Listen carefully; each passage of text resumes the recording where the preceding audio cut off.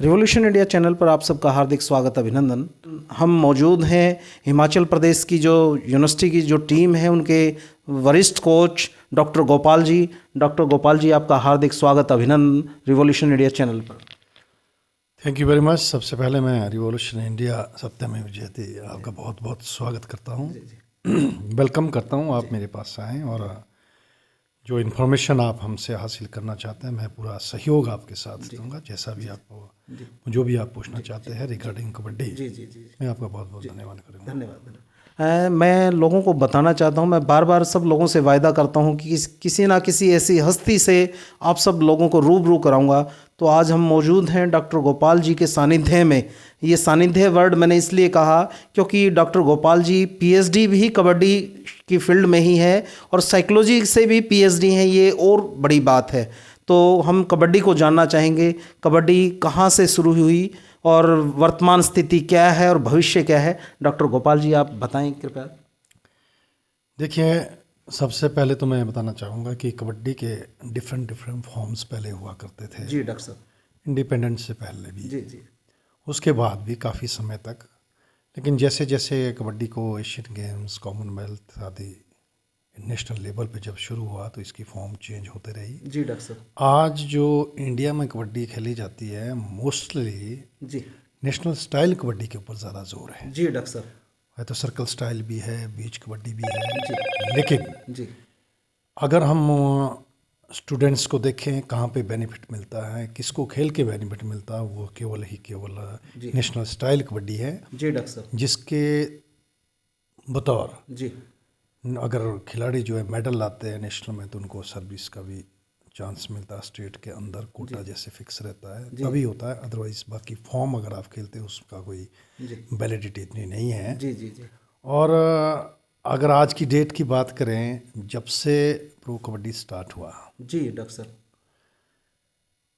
ये मैं धन्यवाद करना चाहूँगा स्टार स्पोर्ट्स का भी। जी डॉक्टर साहब, जिन्होंने इस कबड्डी को एक पैरेलल क्रिकेट के लेवल पे ले आया आज की डेट में। आप सब मीडिया का धन्यवाद करूँगा क्योंकि मीडिया का जो सपोर्ट रहा है, जी डॉक्टर साहब, वो चाहे इलेक्ट्रॉनिक मीडिया है, जिस भी फॉर्म में मीडिया है, मीडिया का बड़ा रोल रहता है। जी डॉक्टर साहब। अगर आप कबड्डी की पहले की स्थिति देखते हैं जी और अब की और पहले की स्थिति में दिन रात का फ़र्क है। निश्चित तौर पे डॉक्टर साहब, क्योंकि आप भी शायद पेरेंट्स हैं। जी। पहले तो पेरेंट्स कबड्डी में बच्चे को भेजने से राज़ी भी नहीं हुआ करते थे। जी डॉक्टर साहब। अगर आज की डेट में देखें तो अच्छे ब्यूरोक्रेट्स, अच्छे मंत्री के सबके बच्चे कबड्डी की तरफ आना शुरू हो चुके हैं। जी डॉक्टर साहब। कारण जी कि जो रेवोल्यूशन आपने, जो आपका चैनल भी है, जी डॉक्टर साहब, कंसर्न चैनल भी कंसर्न है। जी डॉक्टर साहब। तो इसीलिए जो रेवोल्यूशन जब से आया, जी डॉक्टर साहब, तब से लेकर जो फैसिलिटीज़ प्रोवाइड हुई जी मैट पे, जब से ये कबड्डी खेली गई, हर स्टेट ने इसको फॉलो किया। और ख़ास करके अगर मैं हिमाचल प्रदेश की बात करूँ, जी डॉक्टर साहब, हिमाचल सरकार ने, जी चाहे वो पूर्व की सरकार थी, चाहे उससे पहले की सरकार थी, अब तो है ही सरकार, जी अब की सरकार है, तो हिमाचल प्रदेश में कम से कम जी डॉक्टर साहब, ऐसा कोई स्कूल और कॉलेज हिमाचल में नहीं है जहाँ मैट की फैसिलिटी नहीं है। जी बहुत बड़ी उपलब्धि है डॉक्टर साहब। यस, सरकारों को भी इसके लिए बधाई के पात्र हैं। हर साल गवर्नमेंट जो है जी 31 मार्च का जो बजट होता है तो हर स्कूलों और कॉलेज से बजट मांगा जाता है। जिनकी रिक्वायरमेंट आती है उनको 100% रूम मैट्स प्रोवाइड किया जाता है। ये उपलब्धि है डॉक्टर ये उपलब्धि है और हर जगह मैट है और मैट पे बच्चा आज खेल रहा है और उससे जो है किसी भी प्रकार का संदेह जी बच्चे में नहीं रहता है, क्योंकि अब चोट लगने के चांस भी कम रहते हैं। जी डॉक्टर साहब। पहले पत्थर के बीच खेलते थे, मिट्टी के बीच खेलते थे। खासकर जी हिमाचल जैसे राज्य में ग्राउंड की बड़ी किल्लत है। जी क्योंकि अगर कहीं कबड्डी का एक ग्राउंड बनाना है तो पहले जेसीबी लगाना पड़ेगा, फिर चट्टान फाड़नी पड़ेगी, फिर उसको समतल करना पड़ेगा, फिर समतल के लिए मिट्टी लानी पड़ेगी। जी डॉक्टर साहब। लेकिन आज जहाँ मैट की फैसिलिटी है, अगर कंक्रीट भी नीचे अगर मैट बिछ गया तो वो सब कुछ उसमें एडजस्ट हो जाता है। इसलिए जी डॉक्टर साहब, इस फैसिलिटी के साथ साथ रिजल्ट भी उस हिसाब से आने शुरू हो चुके। निश्चित तौर पे डॉक्टर साहब, जब इन्वेस्टमेंट होगी तो बिल्कुल रिजल्ट भी आ रहे हैं। और हिमाचल की, मैं अगर हिमाचल क्या, हरियाणा, हिमाचल कहीं की किसी भी स्टेट की अगर बात करें तो हरियाणा का तो मुकाबला नहीं है, वेरी फ्रेंकली। जी डॉक्टर साहब। खास करके मेन सेक्शन की मैं बात करूं, जी डॉक्टर साहब, वुमेन सेक्शन में शायद हिमाचल डोमिनेट कर रहा है इस समय। निश्चित तौर पे। इंडिया आज हमने इंडिया मुकाबला को देखा। इंडिया एक को तरफा जो है मुकाबला- हिमाचल डोमिनेट कर रहा है, उस डोमिनेसी के पीछे जी कारण ये फैसिलिटी भी है जी और हमारी जो एसोसिएशंस है जी डॉक्टर साहब वो बड़े अच्छे तरीके से काम कर रही है। जी जितने भी फिजिकल एजुकेशन के टीचर, कोचेस, जितने भी सेंटर चले, इन सब की भागीदारी से आज हिमाचल बुलंदी पे है।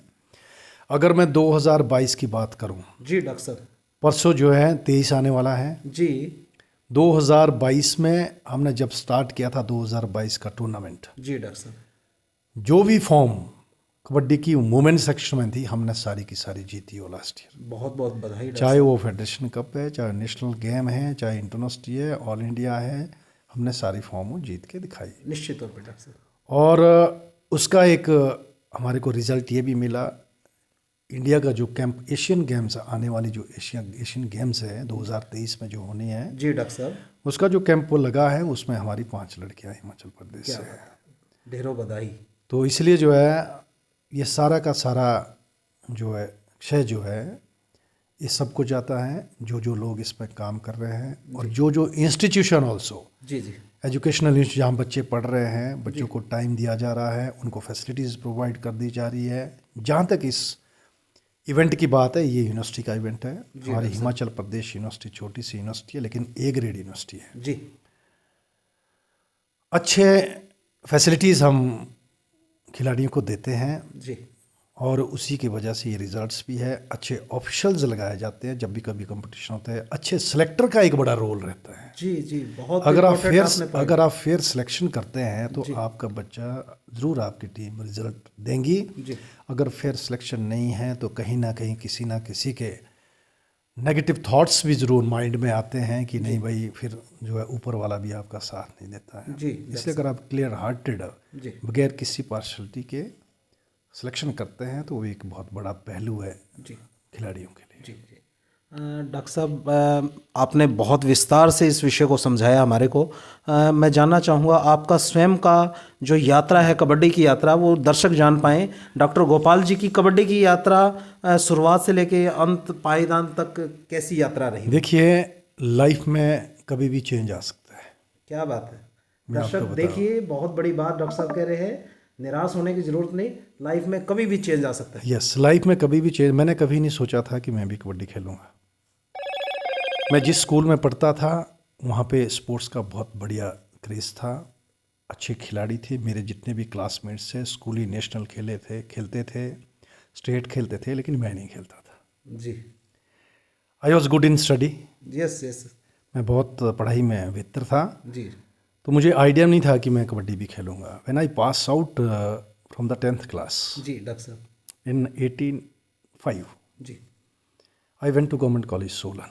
जी I took there first science. जी मैं साइंस का स्टूडेंट था जी और with in 2.5 month there was a trial, kabaddi का ट्रायल था। जी डॉक्टर साहब हमारे जो वहाँ पे कोच थे, हमें तो पता भी नहीं था कि इसके कोच भी होते हैं। जी जी जब ट्रायल दिया तो मैंने भी अपने जो मेरे मित्र थे खेलने वाले थे उनके साथ ट्रायल दे दिया। जी डॉक्टर साहब नंदलाल ठाकुर जी ने मुझे उसमें टीम में सेलेक्ट कर दिया, भी आप अच्छे खिलाड़ी बन सकते हैं। जी मैंने कहा जी मैं तो पहले कभी नहीं खेला हूँ। मैं कहता हूँ ये मेरा काम है, खिलाड़ी बनाना हमारा काम है। क्या बात है। बट अगर जिस तरह से आपका शौक है, जिस तरह से आपका शरीर है, आप खिलाड़ी बन सकते हैं। क्या बात है डॉक्टर साहब। Then I change my path. क्या बात है, क्या बात है। I turn towards the arts. जी मैंने साइंस छोड़ा बिकॉज साइंस के लिए समय चाहिए था। जी साथियों ने बोला भाई तूने कबड्डी खेलनी है तो साइंस तो छोड़नी पड़ेगी। पेरेंट्स उस टाइम पेरेंट्स को कन्वे नहीं कर सकते थे, जी जी जी जी फैसिलिटी नहीं थी। जी। हमने पेरेंट्स को नहीं बताया। जी और इंटर कॉलेज क्या है कि फ्रॉम द वेरी बिगनिंग, जी डॉक्टर साहब पहले ही इंटर कॉलेज जब मैंने खेला हमारी टीम फाइनल में हारी जी।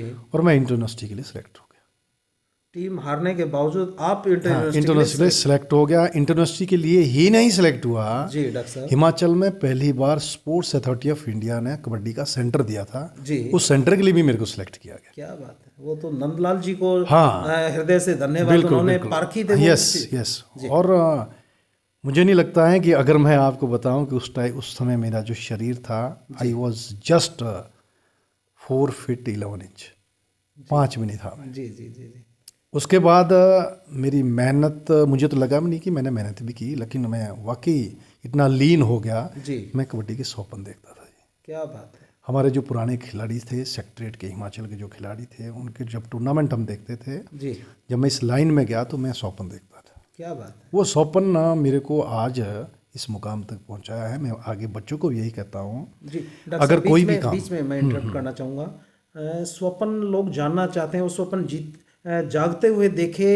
या सोते हुए स्वप्न आने शुरू हुए? देखिए सोते हुए, अच्छा, सोते हुए स्वप्न शुरू आने, लेकिन मैं उस स्वप्न को रिपीट करता था फिर दिन में जागते? रात में ही। अच्छा अगर एक बार मुझे स्वप्न मिल जाए, मेरी जाग जग जाए, जी, फिर मैं दोबारा उसको रिपीट करता था कि अगर ये स्वप्न सही है तो मेरे को दोबारा मिलना चाहिए। वो वाकई मिलता था। क्या बात है, क्या बात है, बेहतरीन। वो दोबारा मुझे स्वप्न मिलता था। जी और आज भी मैं बच्चों को कहता हूँ कि भाई अगर कोई भी काम करना है, जी इच्छा है किसी काम करने की, चाहे वो एक्सट्रीम किसी भी फील्ड में अगर आप जाना चाहते हैं, जी डॉक्टर साहब, आपके अंदर पागलपन होना बहुत ज़रूरी है उस फील्ड के लिए। क्या बात है, क्या बात है आपने, अगर आप पागलपन आप में है तो आप कुछ भी कर सकते हैं। क्या बात जिस फील्ड को आप चूज कर रहे है। हैं, जी जी उसके लिए डिवोटी आपको होना पड़ेगा, पागलपन एक आपके अंदर होना पड़ेगा, तभी आप उस मुकाम को हासिल कर सकते हैं। जी डॉक्टर साहब।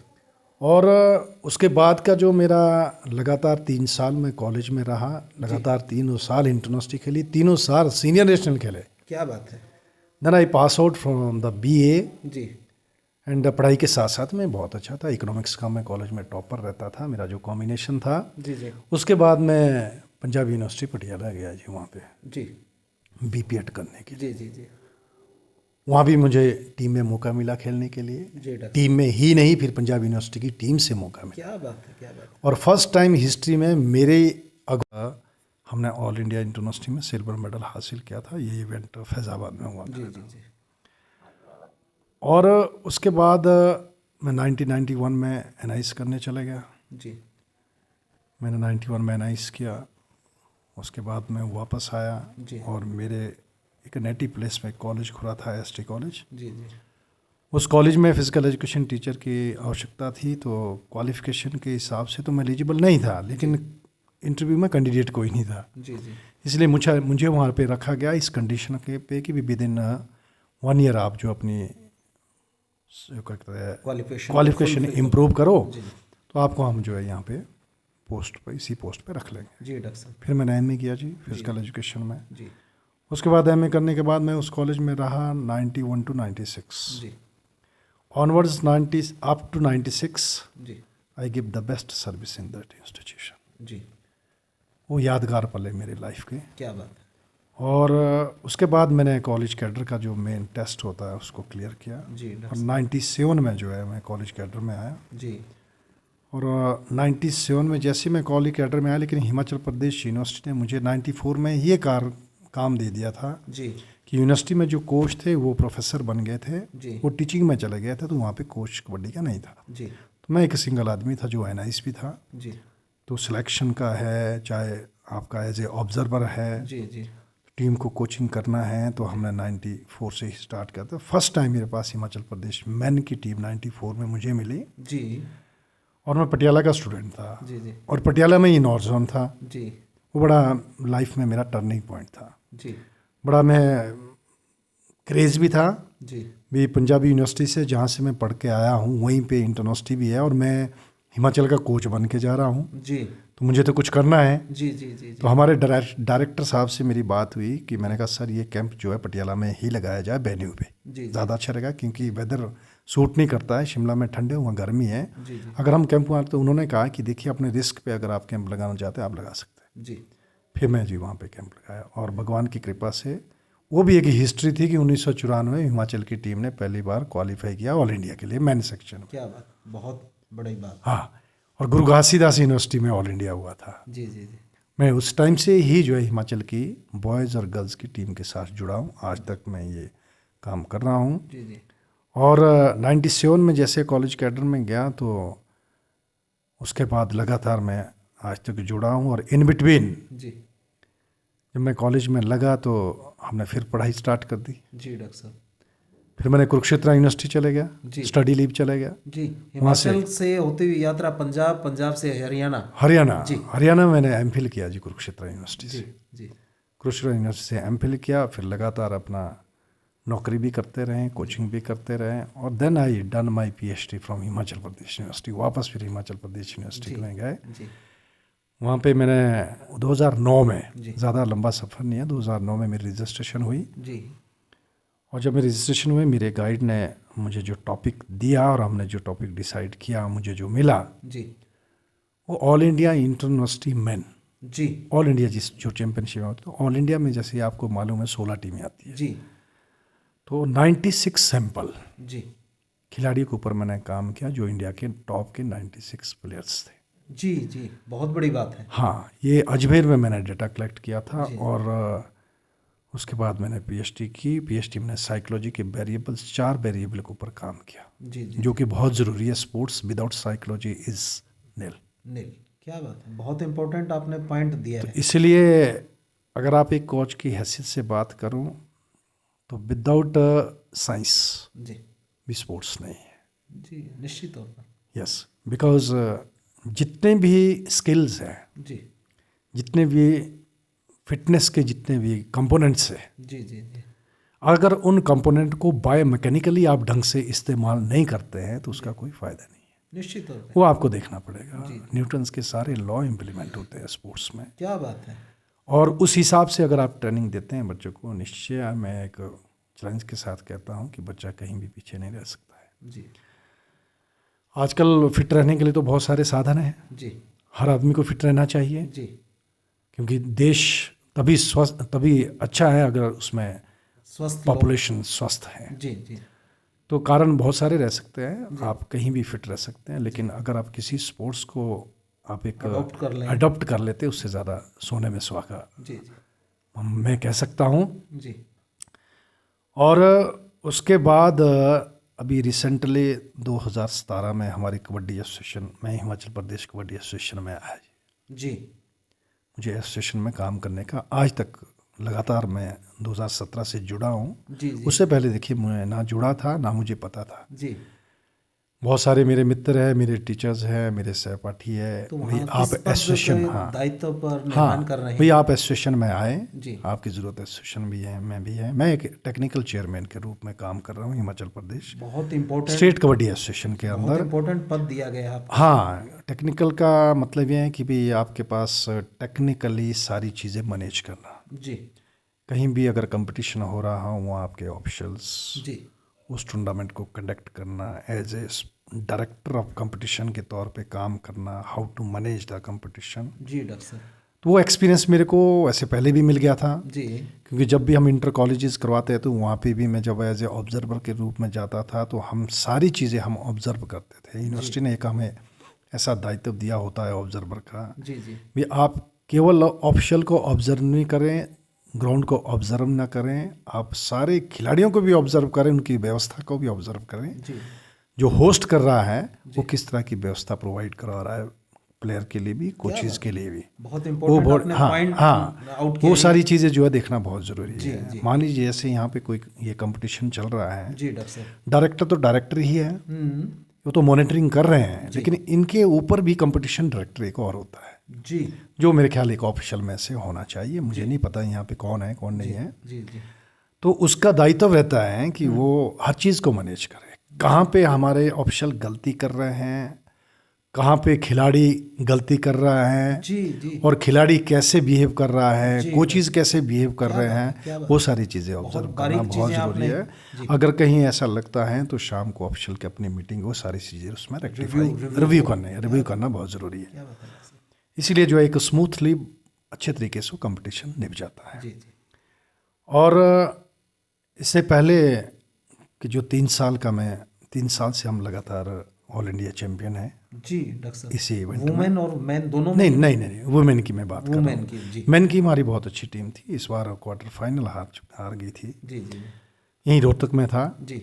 और नॉर्थ जोन में भी मैं सेकंड हूँ इस बार। हम नहीं कहते कि नॉर्थ जोन में फर्स्ट है। कुरुक्षेत्र अच्छा है, अच्छी खेली, दोनों टीमें बढ़िया खेली। मैं आपको एक चीज़ बता दूँ, जी, जब दोनों टीमें अच्छी होती हैं तो मार्जिन मेरे ख्याल 1-2 पॉइंट का मार्जिन रहता है। बस हार जीत 1-2 पॉइंट से। देखिए अगर अपोनेंट नहीं होगा तो कंपटीशन नहीं होगा, ठीक है ना। जी जी। अच्छा अपोनेंट होगा तो रिजल्ट अच्छा होगा, वो आप चाहे हारे चाहे जीते। मेरा ये मानना है, सेटिस्फाई होता है। यस, मेरा ये मानना है हार जीत डजंट मैटर। जी डॉक्टर साहब, मानना ये है कि the way you are performing in the competition, क्या बात। जो आपने कैंप में जो सीखा है, जितना बेहतर आप कैंप में खेले, उससे बेस्ट अगर आप कंपटीशन में जीतना वही है। क्या बात है, क्या बात है। उससे ऊपर कुछ नहीं है। मैच जीतना नहीं हाँ, है, हाँ। कैंप में जो सीखा है उसको इम्प्लीमेंट करना, इम्प्लीमेंट करना, बेहतर करना वो उसको बेहतर करना, वही जीत है खिलाड़ी, क्योंकि सारी टीमें तो जीत नहीं सकती हैं। जी, निश्चित। यस, और आपको सेटिस्फेक्शन भी मिल जाती है जी, गलतियों का पता लग जाता है। उस गलती को हम रिव्यू करते हैं, जी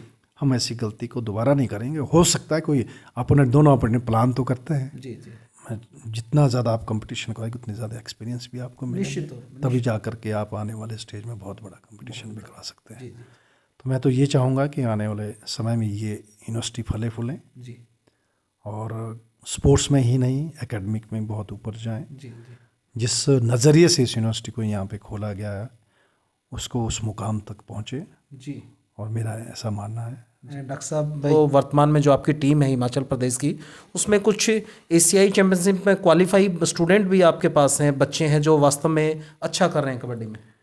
देखिए, वो केवल मेरी टीम में नहीं है, जी हर टीम में है। जी कहीं ना कहीं अच्छे खिलाड़ी हैं जी जो आने वाले जो एशियन गेम्स हैं जी 2023 में, जी उसमें जो इंडिया का कैंप जो लगा है, उसमें 24 बच्चे इस टाइम कैंप में, जिसमें से हमारे हिमाचल से 5 मेरी लड़कियां आई हैं और 1 हमारी रेलवे से लड़की है। ठीक है डॉक्टर साहब। वैसे कुरुक्षेत्र में भी है, जी और 1-2 साउथ में भी लड़की है। जी जी ये बच्चे इंडिया कैंप में भी है, और मेरे पास जो इंटरनेशनल खिलाड़ी भी है। जी साउथ एशियन फेडरेशन खेला है लड़की ने, इंडिया को मेडल दिलाया है। जो मेरी कैप्टन है वो इंटरनेशनल खिलाड़ी है। कि हारना जीतना तो एक कंपटीशन का पहलू है। जी जी जी।